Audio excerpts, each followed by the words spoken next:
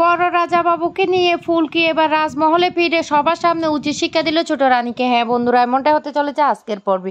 বিস্তারিত জানতে ভিডিওটিতে লাইক দিয়ে চ্যানেলটিকে সাবস্ক্রাইব করে পুরো ভিডিওটি তোমরা দেখতে থাকো। গল্পের শুরুতে আমরা দেখতে পারবো ফুলকি অজ্ঞান হয়ে পড়ে থাকে সেখানে, আর রোহিত বারবার করে জল ছিটাতে থাকে আর বলতে লাগলো, এই ফুলকি ফুলকি তোমার কি হয়েছে? ফুলকি চোখ খোলো। তখন সম্পূর্ণ ম্যাডাম বলতে লাগলো, রোহিত বাবু আপনাকে একটা কথা বলি, এখানে কোনোখানে কাছে হাসপাতাল থাকলে ফুলকিকে সেখানে নিয়ে গেলে আমাদের মনে হয় ভালো হচ্ছে। দেখো মেয়েটা চোখটা খুলতে পারছে না। তখনই আড়াল থেকে সবটা দেখতে থাকে রুদ্র তখন বলতে লাগলো, এই ফুলকি দাসের ভাগ্য না এতটাই ভালো যে মৃত্যুর হাত থেকেও বেঁচে যায়। কিভাবে বেঁচে গেল সেটাই তো বুঝতে পারছি না।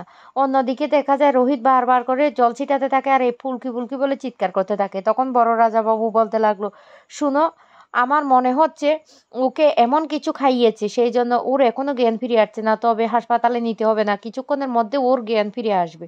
তারপরে জল ছিটানোর পরে ফুলকির হঠাৎ করে জ্ঞান ফিরে আসে আর ফুলকির যখনই চোখ মেলে রোহিত তখন বলতে লাগলো, এই ফুলকি ফুলকি তুমি ঠিক আছো তো? ফুলকি ফুলকি তখন বলতে লাগলো, আমার কি হয়েছে?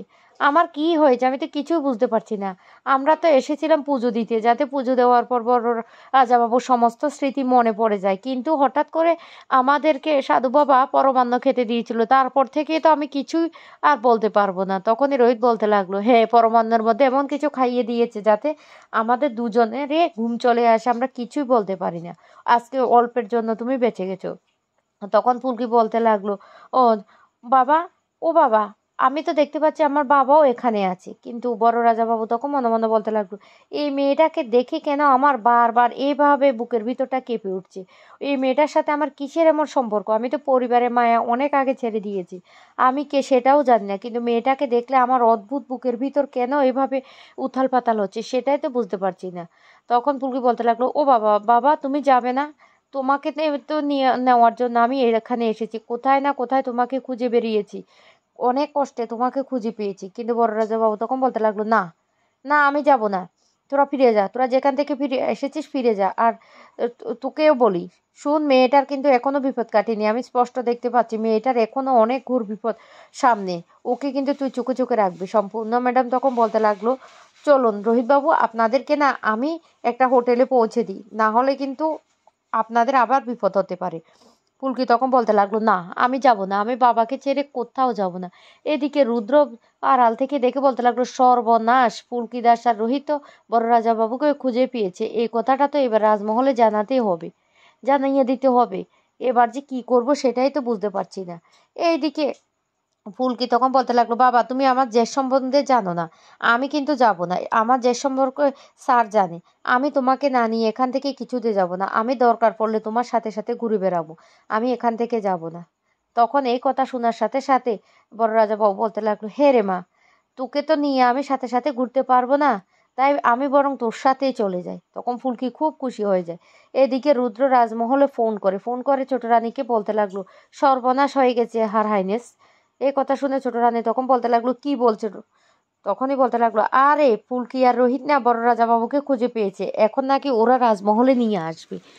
এই কথা শুনতেই তো ও ছোট রানীর মাথায় যেন আকাশ ভেঙে পড়লো। ছোট রানী তখন বলতে লাগলো, এক কাজ করলে কেমন হয়, ওরা যেহেতু কোনো একটা গাড়ি করে আসবে রাস্তায়, তাহলে তোমরা এমন ব্যবস্থা করো যাতে রাস্তার মাঝখানে গাড়িটা ব্রাস্ট হয়ে ওরা সবাই আগুনে পুড়ে ছাই হয়ে যায়। রুদ্র তখন বলতে লাগলো, ঠিক আছে ম্যাডাম, আপনি কোনো চিন্তা করবেন না, আমরা তো ব্যবস্থা করছি। এই ফুলকি দাস তো বলি হয়ে যেত, একটার জন্য ফুলকি দাস আবারও বেঁচে গিয়েছে। তখন ছোট রানী বলতে লাগলো, ঠিক আছে, তাড়াতাড়ি ব্যবস্থা করো। এদিকে আড়াল থেকে সবটা ছোট রাজা বাবু শুনতে পায়। আর ছোট রাজা বাবু তখন বলতে লাগলো, আমাকে কিছু একটা করতে হবে। এদিকে তেওয়ারিকে রুদ্র বলতে লাগলো, শুনো তেওয়ারি, এটা কিন্তু আমাদের লাস্ট চান্স, ফুলকি আর রোহিতকে কিছুতে রাজমহলে ফিরে যেতে দিলে চলবে না, আজকে ওদেরকে শেষ করতে হবে। রাস্তার মধ্যে তুমি এমনভাবে লাইন পড়তে ফেলো যাতে গাড়িটা অনায়াসে ব্রাস্ট করে। তখনই তেওয়ারি বলতে লাগলো, ঠিক আছে দাদা, আপনি কোনো চিন্তা করবেন না। রুদ্র তখন বলতে লাগলো, শুনো তেওয়ারি, বারবার বলছি, এটাই আমাদের লাস্ট সুযোগ, এই সুযোগটা হাতছাড়া করলে কিন্তু চলবে না।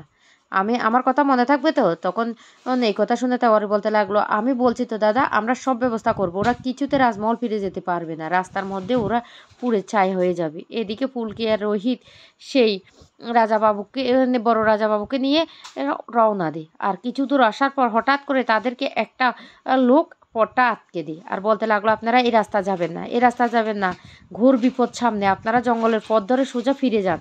তখনই রোহিত বলতে লাগলো কেন, কেন আপনি কে, আপনি আমাদেরকে কেন এসব কথা বলছেন? নিশ্চয়ই ছোট রানী আপনাদেরকে পাঠিয়েছে, এটা একটা ছোট রানীর চক্রান্ত, আমরা বেশ ভালো করে বুঝতে পারছি। আর তখনই সেই লোকটা বলতে লাগলো ঠিক আছে আমি দেখাচ্ছি, এই বলে লোকটা গাড়িটাকে ধাক্কা দিতে থাকে। রোহিত তখন বলতে লাগলো কি করছেন, কি করছেন, গাড়িটা এইভাবে ধাক্কাচ্ছেন কেন, এক্ষুনি তো গাড়িটা পড়ে যাবে। কিন্তু কোনো কথা না শুনে ছোট রাজাবাবু এমনভাবে গাড়িটা ধাক্কাতে থাকে আর গাড়িটা হঠাৎ করে কিছু দূর যাওয়ার পর ব্রাস্ট মেরে আগুন ধরে যায়। আর তখন ওই লোকটা সেখান থেকে পালিয়ে যায়। এদিকে রোহিত আর ফুলকি তখন বলতে লাগলো স্যার, স্যার আমরা তো আবার অনেক বড় বিপদের হাত থেকে বেঁচে গেছি, মৃত্যুর মুখ থেকে বেঁচে গিয়েছি, না হলে তো এক্ষুনি আমরা পুড়ে ছাই হয়ে যেতাম। তাহলে এই লোকটা কি? এর আগে আমাদেরকে কিন্তু চোরাবালি থেকে বাঁচিয়েছে, এই লোকটাকে নিচে মা কালী পাঠিয়েছে আমাদের ভালো করার জন্য। লোকটা কোথায়, লোকটা কোথায়, এ বলে লোকটাকে চারিদিকে খুঁজতে থাকে, কিন্তু কোথাও লোকটাকে খুঁজে পায় না, লোকটা চলে গেছে। অন্যদিকে ছোট রানীর কাছে তেওয়ারি রুদ্র ফোন করে বলতে লাগলো কোনো চিন্তা করবেন না, সব খবর পাকা, গাড়িতে পুরোটা আগুন ধরে গেছে, তিনজনে পুড়ে ছাই হয়ে গেছে। যা শুনে খুব খুশি হয় ছোট রানী আর বলতে লাগলো ঠিক আছে, ঠিক আছে, আমি না অনেক খুশি হয়েছি, অনেক দিন পর আমার মনের আশা পূর্ণ হয়েছে, ঠিক আছে আমি এখন রাখি। এই বলে ফোনটা কেটে দে। এইদিকে সবটা শুনতে থাকে ছোট রাজা বাবু আর বলতে লাগলো জীবনের সবচাইতে বড় অভিনয়টা আমাকে আজকে করতে হবে। এই বলে ছোট রানী কান্না করে বলতে লাগলো তোর আদিত্য কোথায়, তোরা কোথায়? তখন সবাই ছুটে আসলে বলতে লাগলো সর্বনাশ হয়ে গেছে। এই কথা বলতে তখন ধানু বলতে লাগলো কি হয়েছে, কি হয়েছে রানীমা? তখন বলতে লাগলো ফুলকি আর রোহিত নাকি সেই নন্দীগ্রাম থেকে রাজমহলের দিকে আসছিল, হঠাৎ করে ওদের গাড়িটা অ্যাক্সিডেন্ট হয়ে আগুন লেগে ওরা মারা গেছে। যা শুনে খুব কান্না করতে থাকে ধানু। ধানু তখন বলতে লাগলো আমি বুঝতে পারছি এটা একটা চক্রান্ত, চক্রান্ত করে আমার দাভাইকে মেরে ফেলা হয়েছে, আমি খুঁজে বের করব।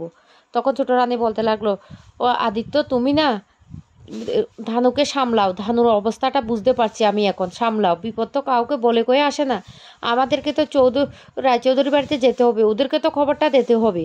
তখন এই কথা বলতেই ছোট রাজকুমার বলে উঠে ভালোই হয়েছে, বড্ড বাড়াবাড়ি শুরু করে দিয়েছিল, এমনই হবে, আমার মায়ের নামে মিথ্যে বদনাম দেওয়া। ছোট রানী তখন বলতে লাগলো এই এখন কি এই কথা বলার সময়? এই আদিত্য তুমি ধানুকে সামলা, দেখতে পাচ্ছ ধানুর কি অবস্থা হয়েছে। তখন সেখানে বড় রানীও চলে আসে আর এদিকে ছোট রাজাবাবু বলতে লাগলো তুমি খবরটা কি করে জানতে পারলে? তখন বলতে লাগলো আমার একজন বিশ্বস্ত লোক আমাকে ফোন করে বলেছে। বড় রানী এসে বলতে লাগলো বউ রানী কি হয়েছে, তুমি এইভাবে কান্নাকাটি করছো কেন? তখনই বলতে লাগলো বউ রানীর এর ভাই আর ফুলকি একসাথে মারা গেছে। এই কথা শুনে তো বড় রানী কিছুতে বিশ্বাস করে না। তখনই বলতে লাগলো হ্যাঁ এটাই সত্যি, আর চলো আমরা সবাই রায়চৌধুরী বাড়িতে গিয়ে খবরটা দিই। এই বলে যখনই বেরোতে যাবে তখন ফুলকি রোহিত এমনকি বড় রাজাবাবু সবাই চলে আসে রাজমহলে, যাদেরকে দেখে পুরোটা ভয় পেয়ে যায় ছোট রানী। তো বন্ধুরা কেমন লেগেছে আজকের পর্বটি?